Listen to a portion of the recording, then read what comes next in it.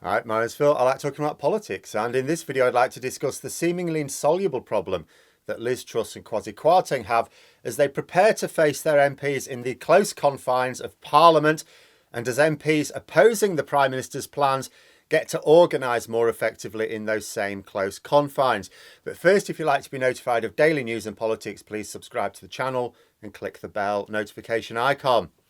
So if I sound optimistic that the Tories are stringing out their final Parliament for a while now, and many of you have noted this, it's not just because of the current polls. They are incredible, but also represent a sudden shift. But what can be a sudden shift one way can equally suddenly shift the other. I am optimistic because I spend a lot of time playing devil's advocate, and I think, what can the Tories actually do to correct their current trajectory? And you can get rid of Truss and replace her with someone who knows not only how to govern, but how to play the political game. But I don't see this happening. I'm not saying they don't have anyone who could do this, but they don't have anybody who could do this and win the support of the party. If there was such a person, they would have been the one to replace Boris Johnson. Nobody seriously thought that Liz Truss was the answer to the problems. They just made a rubbish decision because they had no credible alternative, but they had to pick someone. They are also facing an economic whirlwind. In many ways, a general election right now might be tricky for Labour. Not winning it, that's probably nailed on. But dealing with the economy in such a state, with the global economy in also a bit of a state. The UK economy will be buggered in 2 years' time, but hopefully the world will be moving on. That means a pragmatic Labour government can do deals that lower trade barriers and take advantage of a once again growing global economy. After all, growth is helped enormously by a boost to exports. Yes, we'd boost them now if we reversed a load of Brexit, but the boost is greater if it also coincides with export markets wanting to buy more. But the Tories won't reverse a load of Brexit. They're wedded to it for now. Next year, they're facing a contracting economy, higher interest rates, a higher cost of energy. Yes, Truss has now capped the cost of a unit of energy, but it's capped at double the price it was last year.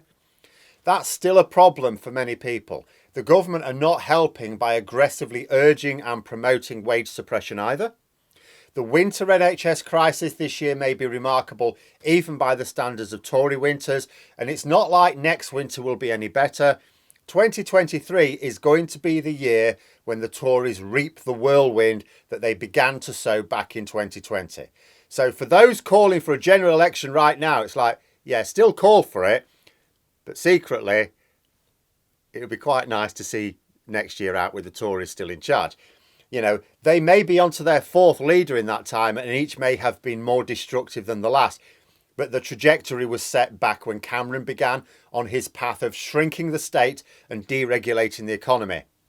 All that's happened with subsequent leaders is they were less subtle about it, to the point where Truss can now come out and explicitly state that her policies are aimed at helping the rich in the hope that the poor will get some crumbs somewhere down the line. The reason I'm so optimistic is partly related to the polls, but not in their current state. It's because it shows that people aren't falling for all the shit anymore. The Tories got too complacent. They used to push just hard enough that their client media could distract people, but they've pushed too hard. And people can feel the pain increasing in real time. And what is Truss's government doing about it? The new Health Secretary, Theresa Coffey, has apparently banned her officials from using the Oxford comma. I mean, we could argue about that, but it's certainly not going to deal with the winter crisis, is it? Which has already begun at the start of autumn.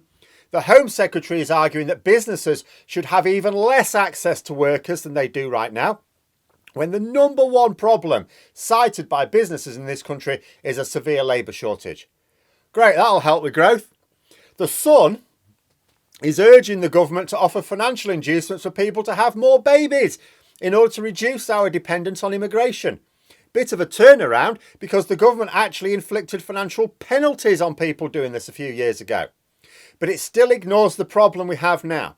Even if you shove those kids down the mines at 5 years old, it's still 5 years before we get them into the workforce.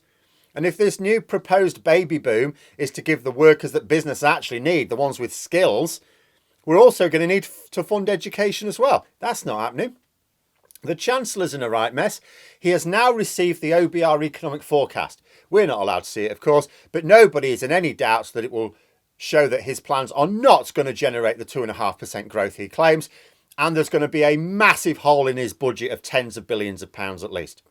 If he wants to calm the markets down, he'll need to plug that gap. He wants to do it by cutting incomes and slashing public spending, but there isn't the scope to do this in the sums required. In fact, so unfeasible is this that even cabinet ministers are publicly against the plans. That's what gives me optimism. The people are done with this, and the Tories can't really do anything about it without having two things. First, a leader who is both willing and able to govern, with enough authority in the parliamentary party to get the job done against opposition parties who sense a shift in public attitude. Second, a legislative programme that actually lets people feel that their lives are getting better. Now, I wouldn't expect a Tory government to do their best to make people's lives better. That'll never happen. But nor is it strategically necessary. They just have to do enough to make people feel that things are improving. In other words, they need a government that is familiar with the Overton window, which is an awareness of the policies that the population will go for at any particular time.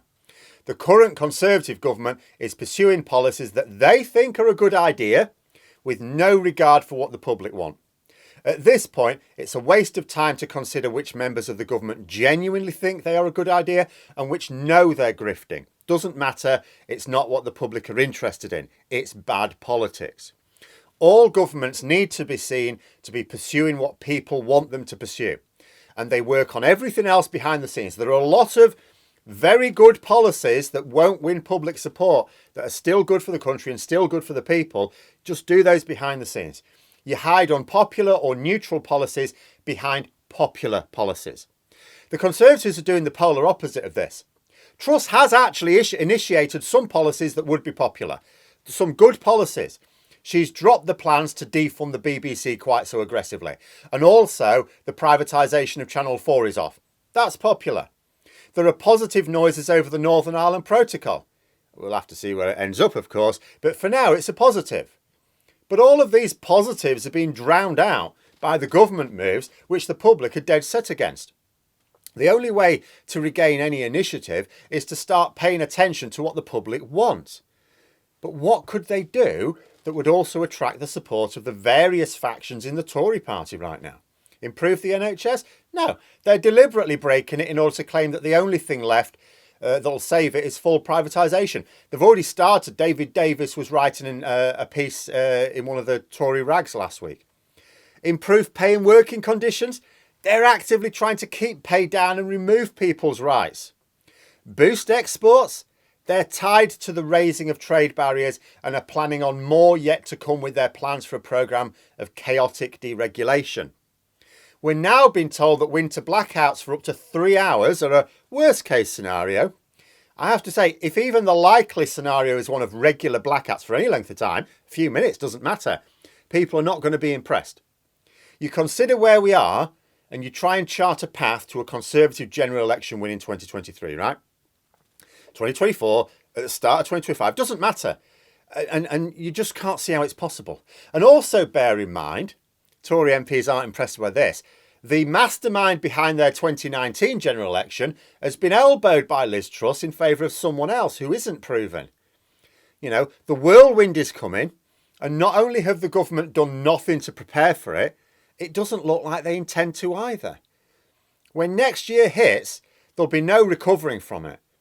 If they replace Truss and get someone who isn't voter repellent, which seems unlikely, they'll still only be able to limit the damage, not reverse their fortunes.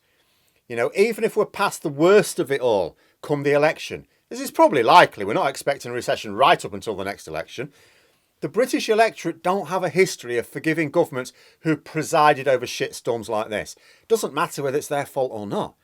And the public are well aware that this one is largely their fault. The Tory client media is today urging backbench MPs to get behind Truss or it'll be their fault that Labour win the next election. I have to say, strategically, it would be Labour's dearish wish that Tories stand united behind Truss. Makes it easier to paint the entire party as rotten to the core. But the reality is, Yes, rebellions are damaging to the party, and I've said time and time again, especially in conjunction with Labour, MPs should normally wind their necks in. But on this occasion, the backbench MPs are justified, and for two clear reasons. First, Truss is pushing policies that are going to cost them the next election.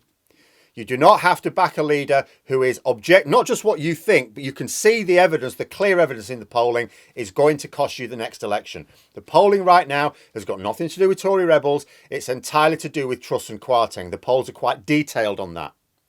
Second, Truss has thrown the party manifesto in the bin. Again, no party leadership has the right in government to throw their manifesto in the bin. It means you've got no public mandate for your policies. And opposition MPs will be shouting this from the rooftops. Even usually tame interviewers are asking Truss who voted for her plans, and the Greenpeace demonstration also added publicity to this factor.